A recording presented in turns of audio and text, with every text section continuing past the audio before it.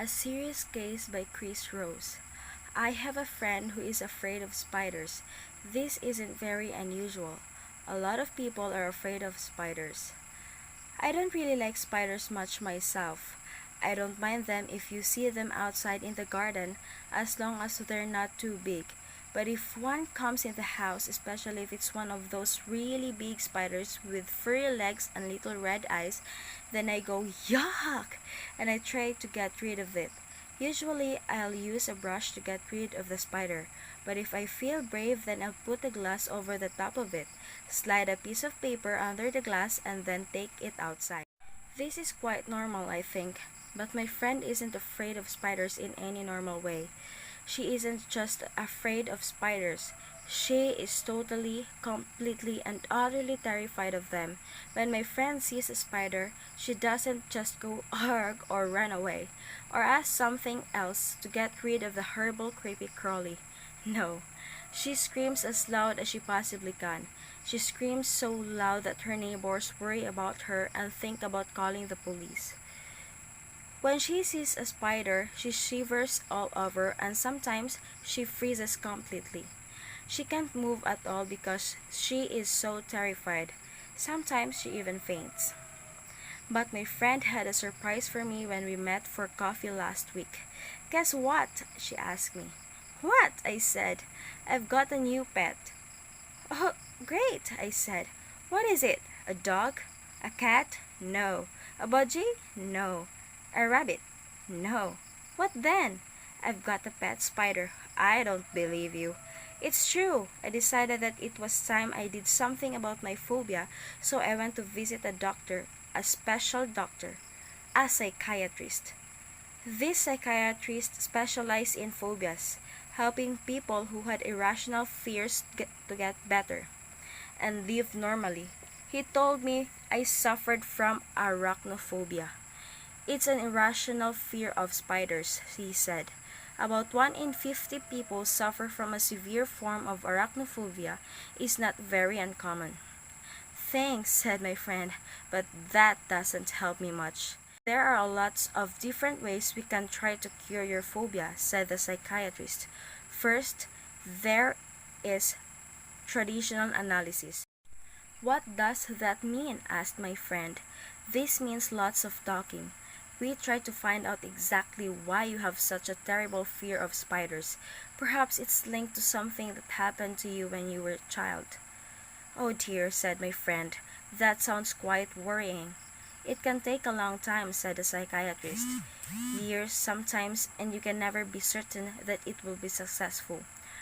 Are there any other methods? Yes, some psychiatrists use hypnosis along with traditional analysis. My friend didn't like the idea of being hypnotized. I'm worried about what things will come out of my subconscious mind, she said. Are there any other methods? Asked my friend. Well, said the psychiatrist, there is what we call the behavioral approach. What's the behavioral approach? Asked my friend. Well, said the psychiatrist, it's like this. The psychiatrist got out a small spider from his desk. It wasn't a real spider. It was made of plastic. Even though it was only a plastic spider, my friend screamed when she saw it. Don't worry, said the psychiatrist. It's not a real spider. I know, my friend said. But I'm afraid of it just the same. Said the psychiatrist. A serious case. He put the rubber spider on the desk.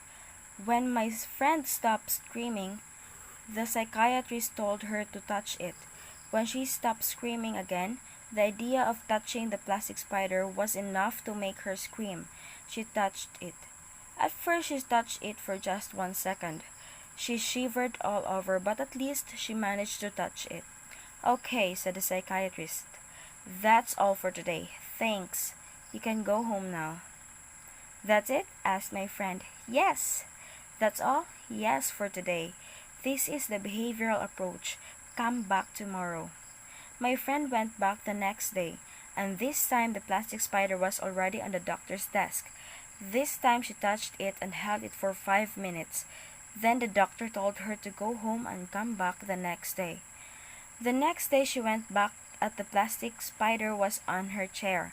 She had to move the spider so she could sit down. The next day she held the spider in her hand while she sat in her chair. The next day the doctor gave her the plastic spider and told her to take it home with her. "Where do spiders appear in your house?" asked the psychiatrist. "In the bath, usually," said my friend.